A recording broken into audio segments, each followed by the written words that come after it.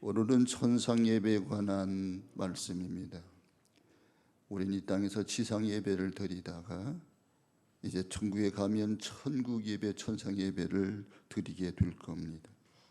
오늘 읽은 요한계시록 말씀은 하늘에서 예배드리는 모습을 기록한 것입니다. 24 장로들이 보좌에 앉았으니 부활 승천하신 예수님 앞에 엎드립니다. 세세토록 사신 이에게 경배하고 자기의 멸관을 보좌 앞에 던지며 이렇게 외칩니다. 우리 주, 우리 하나님이시여. 주님께는 영광과 존귀와 권능을 받으심이 당연하옵니다. 주께서 만물을 창조하시고 주의 뜻에 의하여 만물이 창조되어 존재하옵니다. 이렇게 놀이하는 모습을 사도 요한은 기도에 기도하다가 신령한 눈으로 보았습니다. 그리고 그는 또 보좌와 생로들과 장로들을 둘러선 많은 천사를 보았고 그들의 음성을 들었습니다. 그들의 수는 천천히요 만만이었습니다. 그들은 큰 소리로 죽임을 당하신 어린 양은 부와 지혜와 힘과 존귀와 영광과 찬양을 받으심이 마땅합니다. 그렇게 외치고 있었습니다. 사도 요한은 또 하늘과 땅 아래의 바다와 있는 모든 피조물과 그들 가운데 있는 만물에 외치는 소리를 들었습니다. 보좌에 앉으신 이와 어린 양에게 찬양과 존귀와 영광과 권능이 무궁하도록 있으시옵소서. 그러자 24 장로들은 엎드려 경배했고 내 생물은 아멘 했습니다. 하늘에서는 늘 이렇게 예배를 드리는데 거기는 기도가 따로 없었습니다. 왜냐하면 기도하는 것들이 다 이루어졌기 때문입니다. 거기는 설교도 필요 없었습니다. 왜냐하면 하늘나라에 대한 소개가 소용없기 때문입니다. 직접 눈으로 보며 거기서 살고 있기 때문입니다. 그러므로 하늘나라에서 드리는 예배는 감사와 찬송뿐이었습니다. 오늘 본문에 나타난 24 장로는 구원받은 성도들을 대표하는 겁니다. 구약의 12지파 성도들, 신약의 12 사도 성도들 대표수를 말하는 거예요. 계시록에는 숫자의 의미가 있습니다. 3은 완전수입니다. 성부, 성자, 성령, 삼일째 하나님을 상징하는 거예요. 사도 완전수입니다. 동서남북 1년 사시사철을 의미합니다. 그래서 3은 하늘의 수고 4는 지상의 수인데 3과 4를 더하니까 7이 되는 거예요. 완전하다는 겁니다. 한 주일이 7일입니다. 3과 4를 곱하면 승한수는 10입니다. 12수는 완전수입니다. 그래서 1년이 12달이요. 이스라엘도 12지파요. 예수님도 12제자였습니다. 구약의 12지파 성도를 대표하는 겁니다. 신약의 12사도 성도들을 대표하는 것입니다. 이렇게 온 성도, 하나님을 잘 믿고 예수를 잘 믿다가 먼저 간 성도들을 대표하는 수가 24 장로인 겁니다. 24 장로가 하는 일은 보좌에 앉았으니 하나님과 어린 양 예수 그리스도에게 자기들이 받은 의의 면류관, 영광의 면류관, 생명의 면류관을 벗어드리면서 감사와 찬송을 드리는 거예요. 이게 얼마나 아름답습니까? 세상에 제일 보기 좋은 모습은 은혜에 감사해서 감격하는 거예요. 사실 주님의 은혜로 구원받은 사람의 모습이 바로 이것입니다. 디모데전서 1장 12절 이하에 이런 내용이 나옵니다. 사도 바울은 내게 힘을 주신 우리 주 예수 그리스도에게 나는 감사합니다. 주께서는 나를 신실하게 보셔서 사실은 그렇지 못하지만 나를 그렇게 인정해 주셔서 이 임무를 맡겨 주셨습니다. 나는 전에는 그리스도를 모독하는 자요, 박해하던 자요, 회방하던 자였습니다. 그것은 믿지 않을 때 하지 못해서 행한 일이어서 긍휼을 얻지 못했습니다. 그러나 우리는 하나님의 은혜가 예수 그리스도 안에서 믿음과 사랑과 함께 내게 차고 넘쳤습니다. 그리스도 예수께서 죄를 구원하시려고 세상에 오셨다는 이 말씀은 신실하고 누구든지 받을 만한 말씀입니다. 나는 죄인 중에 괴수입니다. 그런 나를 구원해 주셨고 또한 나를 통해서 그리스도를 증거하셨으니 어찌 내게 감격이 없으리요. 바울이 그렇게 고백하는 것. 이런 바울이기 때문에 그 가슴속에 감사와 감격과 감동이 차고 넘쳤습니다. 이 복음을 전하지 않고는 견딜 수가 없습니다. 이 복음을 전하지 않으면 내게 화가 미칠 것이라고 그런 말하고 있는 거예요. 그런 예수를 구주로 영접하여 새 사람이 된 후에 이 감사가 하루도 한시도 자기 마음에서 떠나지 않았습니다. 그의 행하는 일이 형통해서 감사한 것이 아니에요. 사실 사도 바울은 어려움이 많았습니다. 전도하다가 매를 맞고 위험을 당하고 고생도 하고 감옥에 갇히기도 했습니다. 그러면서도 하나님의 사람, 그 뜻대로 부르심을 입은 사람에게는 모든 것이 합력하여 선을 이루시는 그 하나님의 신실함을 믿었기 때문에 바울은 감사할 수가 있었던 거예요. 바울은 그의 몸이 건강해서 감사했던 게 아닙니다. 감당하기 어린 육신의 가시가 있어서 고통을 몹시 주었습니다. 하나님, 이 가시를 내게서 제거해 주십시오. 그런데 하나님이 응답이 나타나는데 내 은혜가 내게 족하도다. 내가 자만하지 않게 하기 위해서 내가 내 몸속에 육신의 가시를 남겨두었다. 교만하지 않기 위해서 내 은혜가 내게 족하다. 이 말을 듣고 그는 다시 자기 몸의 질병을 고쳐달라고 기도하지 않았습니다. 여러분, 신앙생활에서 감사와 찬송을 빼버리면 무엇이 남을까요? 남는 것이 하나가 없어요. 세상 사람들과 다를 바 없어요. 오히려 세상에서 가장 욕심꾸러기가 될 것입니다. 하나님을 이용한 탐욕꾼이 되고 말 것입니다. 그러므로 감사와 찬송은 사막의 오아시스고요, 거친들의 장미꽃입니다. 신앙생활의 기본이 되는 겁니다. 본래 신앙생활의 동기가 감사에 있는 거예요. 시편 116편 12절 이하의 말씀을 들어보세요. 여호와께서 내게 주신 모든 은혜를 무엇으로 보답할까? 내가 구원의 잔을 들고 여호와 이름을 부르며 여호와의 모든 백성 앞에서 나의 소원을 여호와께 갚으리로다. 이렇게 했습니다.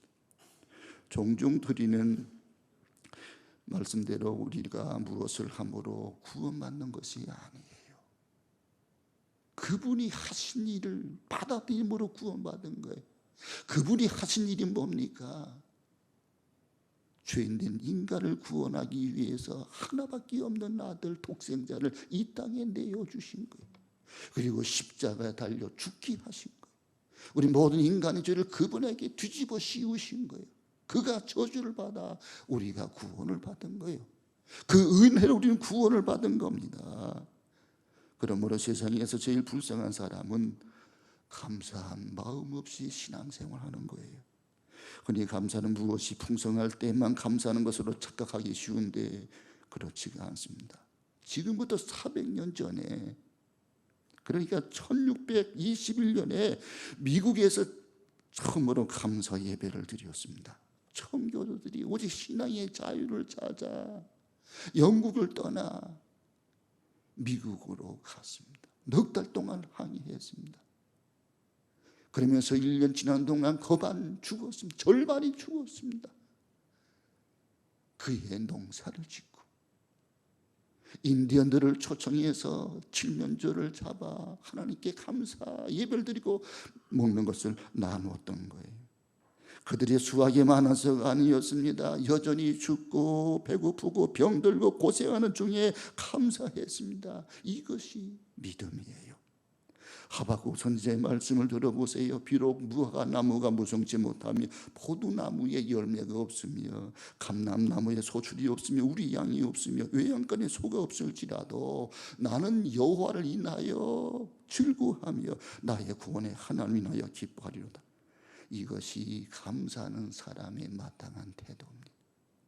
감사의 동기가 세상적인 것에 있는 것이 아니었어요. 하나님께 있었어요. 그분에게 있었어요. 그분이 감사의 이유였어요. 우리가 왜 하나님께 감사해야 하나요? 오늘 말씀의 제목입니다. 왜 우리가 하나님께 감사해야 하나요? 첫째는 하나님은 우리를 지으신 분이시기 때문입니다. 우리 기억하기 위해서 따라서 합시다. 하나님께서 나를 지으셨기 때문에. 여기 본문의 말씀 8절을 같이 읽겠습니다. 8절 말씀. 내 생물은 가까이서 날개를 가져 그 안과 주위에는 눈들이 가득하더라. 그들이 밤낮 쉬지 않고 이르기를 거룩하다 거룩하다 거룩하다 주 하나님 곧 전능하신 이여 전에도 계셨고 이제도 계시고 장차 오실 이시라. 여기 전능하신 하나님, 전에도 계셨고 이제도 계시고 장차 오실 이시라. 이게 무슨 말씀이에요? 그분은 창조자라는 말씀이에요. 그분이 우리를 지으셨어요. 저와 여러분들을 지으셨어요. 그분은 전능자예요. 그분은 창조주 하나님이시기 때문입니다. 사람은 개인차가 있습니다만은 보통 사람의 머리카락이 한 10만 개가 된다고 그래요. 머리카락 하나 심는데 10,000원씩 받는다고 그래요. 그러니까 10만 개를 심으려면 10억이 필요합니다. 치과에 가서 이제 치아를 만들어 끼는데 개당 30만 원쯤 된다고 그래요. 이빨이 28개니까 840만 원이에요. 안과 병원에서 두 눈을 라식 수술하는데 병마다 차이가 있긴 하지만 200만 원에서 300만 원 받아요. 예일대학교 생화학 교수였던 모르피츠 박사가 인체 안에 있는 모든 생화학 물질을 만드는데 단백질, 아미노산, 효소 이런 같은 값으로 따지면 600만 불이 넘는다고 그래요. 그리고 그것들을 인체에 따라 살아있는 요소로 만들려면 6천만 조 달러가 필요하다. 6천만 조도 엄청난데 거기다가 1,100만 원을 곱해봐요. 1,100을. 그러면 그게 다 계산할 수가 없어요. 한마디로 사람의 그 가치는 계산할 수 없다. 온 천하를 주고도 바꿀 수가 없는 게 우리 목숨이에요. 온 천하를 얻고도 제 목숨이면 무엇이 유익하리요? 사람이 무엇을 주고 제 목숨을 바꾸겠느냐고 주님 말씀하셨어요. 사람의 몸뚱이도 돈으로 따질 수 없는가 하면 사람의 생명은, 영혼은 돈으로 계산할 수가 없는 거예요. 이걸 누가 만드셨다고요? 하나님이 만드셨어요. 그 하나님 어떤 하나님이라고요? 로마서 11장에 보면 하나님은 부요하신 하나님. 왜 사도 바울은 하나님의 풍요를 고백했을 거예요? 하나님은 풍요하십니다. 로마서 11장 33절에 보면 깊도다 하나님의 지혜와 지식의 풍성함이요 그의 판단 헤아리지 못할 것이며 그의 길은 찾지 못할 것이로다 했습니다. 풍성하다, 부요하다, 일일이 셈하고 헤아리기 어렵다는 거예요. 그가 부유하신 자로서 가난하게 되신 것은 이 가난한 자들을 부욕케 하기 위함이라고 말씀합니다. 누가복음 15장 7절에 보면 아버지를 떠나 방황했던 둘째 아들의 탄식이 나옵니다. 내 아버지께는 양식이 풍족한 품꾼이 얼마나 많은고 여기서 나는 줄여 죽는구나. 내 아버지 집에는 양식도 품꾼도 풍성한데 나는 여기서 굶어 죽어가고 있다고 탄식하는 거예요. 그 아버지는 누구예요? 하나님 아버지요. 둘째 아들 탕자는 누굽니까? 저와 여러분, 우리 인생을 말하는 겁니다. 에베소서 1장 7절에 보면 영광도 풍성하다고 했습니다. 로마서 11장에는 지혜와 지식이 풍성하다고 그랬습니다. 얼마나 많이 가지고 계신지 측량할 수 없고 헤아릴 수도 없다고 고백합니다. 에베소 3장 19절에는 모든 것이 충만하시다고 그랬습니다. 흔히 우리는 그런 얘기를 많이 해요. 돈이 돈을 번다. 나는 부모에게서 받은 것이 없어서 나는 승리의 인생을 살 수 없다. 여러분 정말 그 말이 맞아요? 아니에요. 카네기, 락펠러, 빌 게이츠 이런 사람 보세요. 부모에게 받은 것 하나 없어요. 그 부가 되는 이유가 뭐예요? 하나님이 자기에게 주신 그 가능성을 잠재력 극도화시킨 것입니다. 그래서 그분들은 세계를 움직이는 세계 제1의 거부가 된 거예요. 성령 하나님께서 주신 은사인 지혜와 지식을 활용했기 때문입니다. 하나님 주신 그 지혜와 지식의 은사, 판단력, 추진력, 분별력, 이거 하나님이 주시는 거예요. 하나님의 도움 없이는 내 힘이나 경험이나 노하우로 무엇이든 할 수 있다고 생각하는 것은 신앙적 태도가 아닙니다. 헤아릴 수 없고 증명할 수 없는 하나님의 지혜와 지식이 나를 도와주소야 나는 성공할 수 있고 형통할 수가 있는 거예요. 두 번째는 하나님께 영광을 돌리는 것이 마땅하기 때문에. 왜 우리가 하나님께 감사해야 됩니까? 우리 한번 따라서 하나님께 영광 돌리는 것이 마땅하기 때문에. 오늘 말씀 11절 같이 읽어봅니다. 11절 말씀, 우리 주 하나님이여 영광과 존귀와 권능을 받으신 것이 합당하오니 주께서 만물을 지으신지라 만물이 주의 뜻대로 있었고 또 지으심을 받았나이다 하더라. 여기 모든 영광, 존귀, 권능을 받으시는 것이 합당하다. 누가요? 하나님이. 하나님은 모든 영광, 찬양, 존귀를 받으시기에 합당하도다. 여기 말씀하신 하나님은 누구를 지칭하는 겁니까? 하나님 보좌의 우편에 앉으신 예수 그리스도를 지칭하는 거예요. 로마서 11장 30절 보면 이런 말씀이 나옵니다. 이는 만물이 주에게서 나오고 주로 말미암고 주에게로 돌아가미로라. 영광이 그에게 세세에 있으리로다. 하나님께 영광 돌릴 이유가 설명되고 있습니다. 만물이 주에게서 나오고 하나님이 말씀은 명령하시니까 있었고 보시기에 좋았더라. 창세기 1장 말씀 그대로 그 말씀입니다. 주에게로 돌아간다. 주님이 심판하신다는 것. 하나님은 창조자예요, 섭리자예요, 그리고 심판자입니다. 다시 말하면 하나님이 주인이시고 왕이시고 통치자이십니다. 사회학자 앤드루 그릴리라고 하는 사람이 657쌍의 부부를 대상으로 조사한 바에 의하면 부부가 함께 기도하는 사람의 75%는 결혼 생활이 행복하다 이렇게 대답했습니다. 부부가 결혼을 했지만 함께 기도하지 않는 사람은 50%가 행복하다고 생각을 했습니다. 부부 생활도 함께 기도하고 함께 신앙생활을 영위할 때 행복해지는 거예요. 부부가 행복해지려면 먼저 드려야 돼요. 남편은 아내에게 먼저 드리고 아내 남편에게 먼저 드리고 당신 먼저, 여보 먼저. 그러면은요 그 가정은 깨소금이 쏟아지는 거예요. 신혼 때는 왜 그렇게 행복합니까? 서로를 위해 주는 거예요. 오 자기, 오 태양. 그 둘이서 서로 높여주는 거예요. 서로 먼저 주는 거예요. 드리는 거예요. 그랬더니 행복하다고 얘기하는 거예요. 부부가 행복해진 이유가 거기 있는 거예요. 먼저 드림이 될 때에 행복해지는 거예요.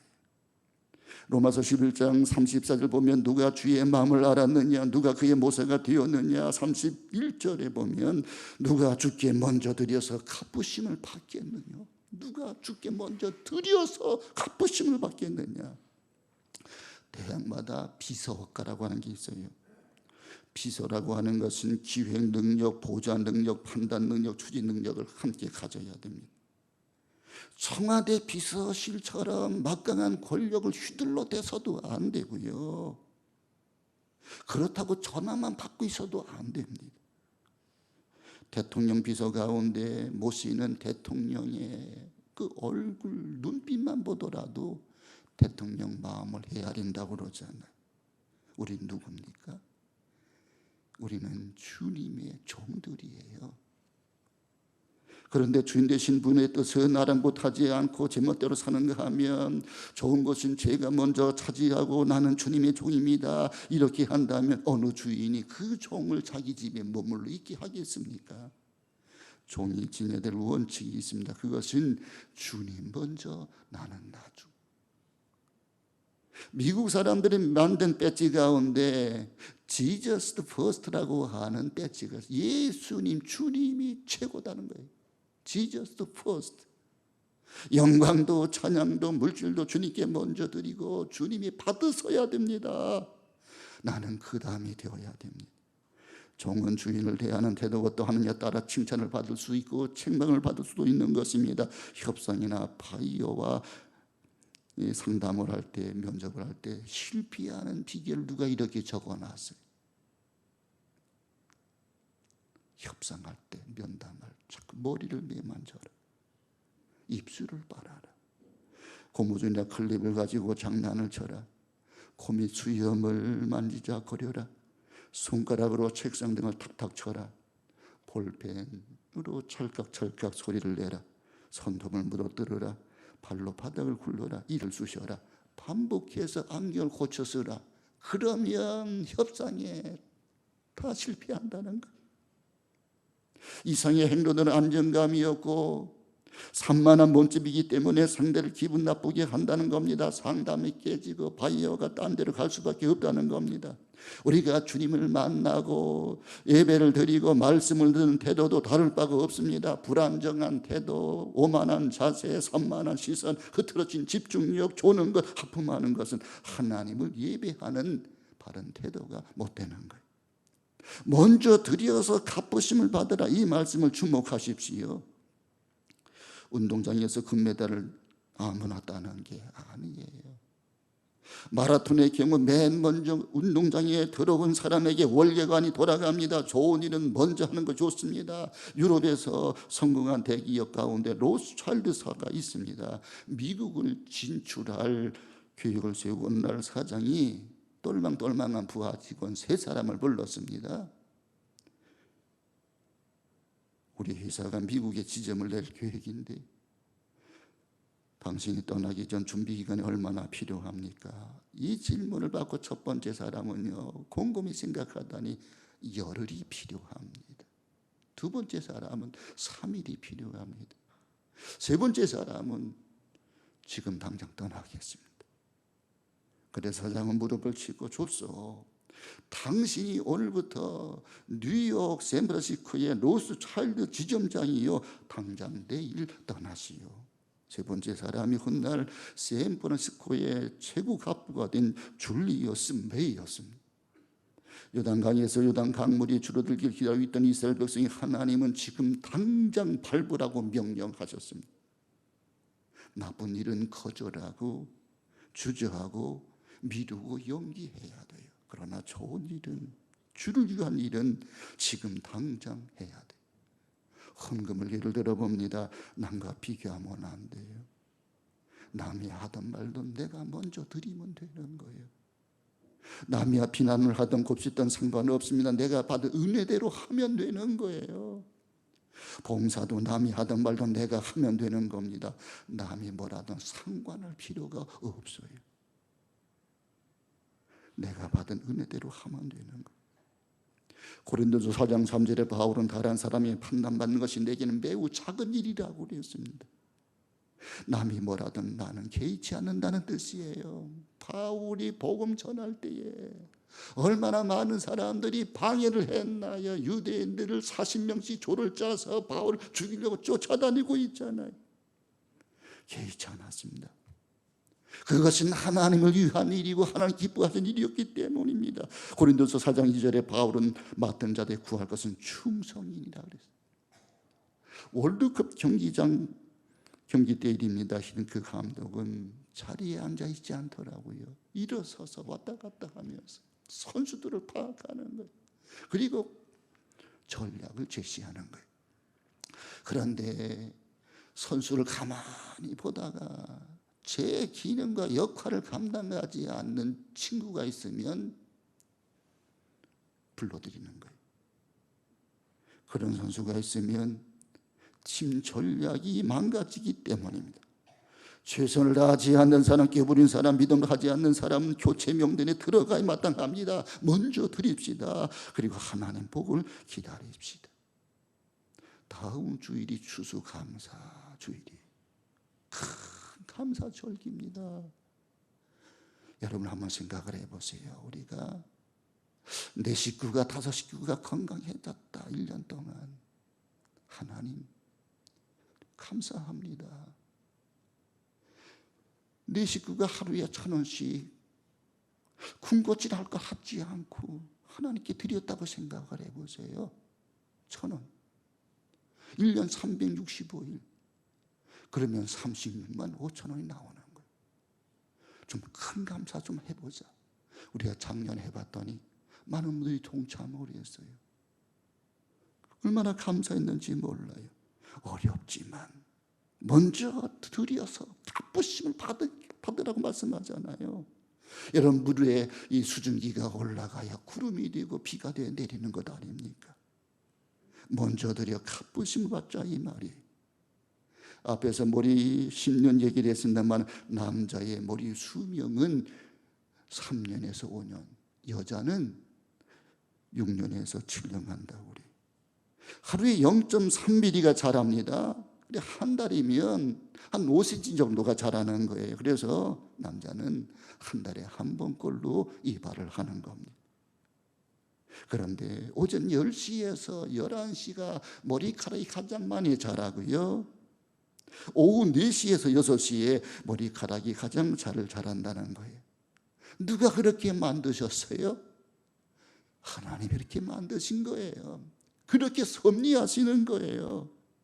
사람이 어떻게 그렇게 법칙을 만들 수 있나요? 하나님이 이렇게 만드시는 거예요.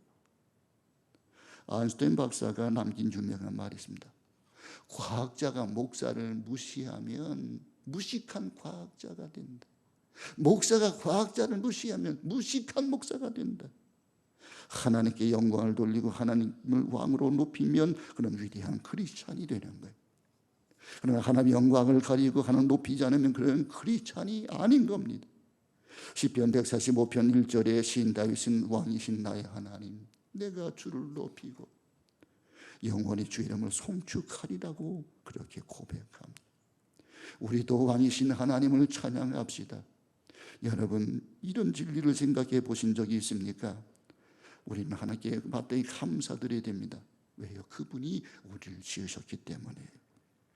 시편 103편 3절에 말씀합니다. 여호와 우리 하나님이신 줄 너희는 알지어다. 그는 우리를 지으신 자시요 우리는 그의 것이니 그의 백성이 그의 기르시는 양이로다. 그 감사함으로 그 문에 들어가며 찬송함으로 그 궁정에 들어가서 그에게 감사하며 그 이름을 송축할지어다. 우리가 가진 모든 것은 그분이 주신 거예요. 여러분, 내 생명, 내 건강, 내 재능, 내 가정, 자녀들, 부모, 형제 다 하나님이 주시는 거예요. 하나님이 불러가시면 다 반납하고 가는 게 인생인 겁니다. 우리의 음식도 의복도 건강도 자녀도 사업도 생명도 하나님이 주신 거예요. 하나님 우리를 위해 모든 것을 다 예비하시고 채워주시는 분이에요. 우리의 삶에 필요한 모든 것이 하나님께로부터 온 것입니다. 요한계시록 5장 12절에 큰 음성을 이르되 죽임을 당하신 어린 양은 능력과 부와 지혜와 힘과 존귀와 영광과 찬송을 받으시기에 합당하도다 하더라. 하나님께 감사하라. 그분은 우리를 지으신 자요, 우리의 구속자이기 때문입니다. 그분 우리 모든 죄를 다 용서해 주셨습니다. 한 걸음 더 나가서 우리가 하나님께 감사할 이유가 있어요. 세 번째, 하나님은 선하시기 때문에. 우리 한번 따라서 하나님은 선하시다. 여러분, 믿음의 눈으로 하나님 바라볼 때 하나님의 모든 것은 선하십니다. 때로는 우리가 하나님은 선하지 않는 분으로 착각을 해요. 우리 인생으로 자꾸 생각을 해요. 아니에요. 하나님은 선하세요. 우리에게 찾아오는 고난, 모든 슬픔, 아픔, 역경과 환난, 그 모든 것이 있지만 하나님은 그럼에도 불구하고 이 모든 것이 합력하여 서로 이루신 하나님이에요. 그래서 우리 예수님도 가난한 음식을 드시면서도 먼저 하늘의 하나님께 감사했잖아요. 우리도 매일의 생활을 통해서 하나님께 감사를 드려야 됩니다. 비록 완전치는 못하지만 이만큼이라도 자유를 누리게 하신 하나님께 드려야 마땅합니다. 언젠가 대학생 하나가 공부도 잘해요. 잘생겼어요. 뭐 훤칠합니다. 가정도 괜찮아요. 그런데 이 친구가 우울해하는 거예요. 자기가 왜 살아야 되는지 삶의 이유를 모르겠다는 거예요. 나중에는 우울증이 심하게 걸렸습니다. 삶의 목적이 없어졌어요. 그러더니 이 학생이 기독교 대학 채플 시간에 하나님을 알게 됐어요. 하나님 대신 예수 그리스도를 영접하게 되었어요. 예수님이 자기 마음속에 마음이 우울하고 암울하고 어두운 내 마음속에 빛으로 쫙 주님이 오셨어요. 그가 예수님을 영접하고 나니까 마음속에 자기 삶의 이유를 찾았습니다. 내가 어디서 와서 무엇을 위해 어디로 가는지를 발견하게 되었습니다. 내 속에 하나님이 원하시는 목적이 있음을 깨닫게 되었습니다. 그는 이제 삶의 의욕을 가지고 하루하루를 보람있게 살아가는 모습을 보았습니다. 그렇습니다. 하나님과의 나의 관계를 바르게 하셔야 됩니다. 하나님의 선하심을 체험해야 됩니다. 그 하나님은 창조의 하나님이신데 우리 인생을 하나님 영상으로 창조하시고 복을 주시면서 생육하라 번성을 다스려 충만하라 정복하라 말씀하시는 좋으신 하나님, 우리가 점점 하나님을 등지고 외면하고 각각 제 길로 갔을 때 하나님은 우리를 구원하기 위해서 예수 그리스도 이 땅에 보내주신 주님, 그 예수를 십자가 달려 죽게 하셨던 주님, 그리고 우리를 위해서 승천하시고 성령을 보내주신 주님이심을 우리가 믿어야 되겠습니다. 마지막 하나, 우리가 하나님께 감사할 이유, 우리의 삶의 모든 환경이 하나님의 창조에 있기 때문에 모든 것이 하나님의 손에 달려있다. 우리 한번 따라, 모든 것이 하나님의 장중에 달려 있습니다. 오늘 11절 말씀 다시 보십시오. 11절 그 중간부터 보겠습니다.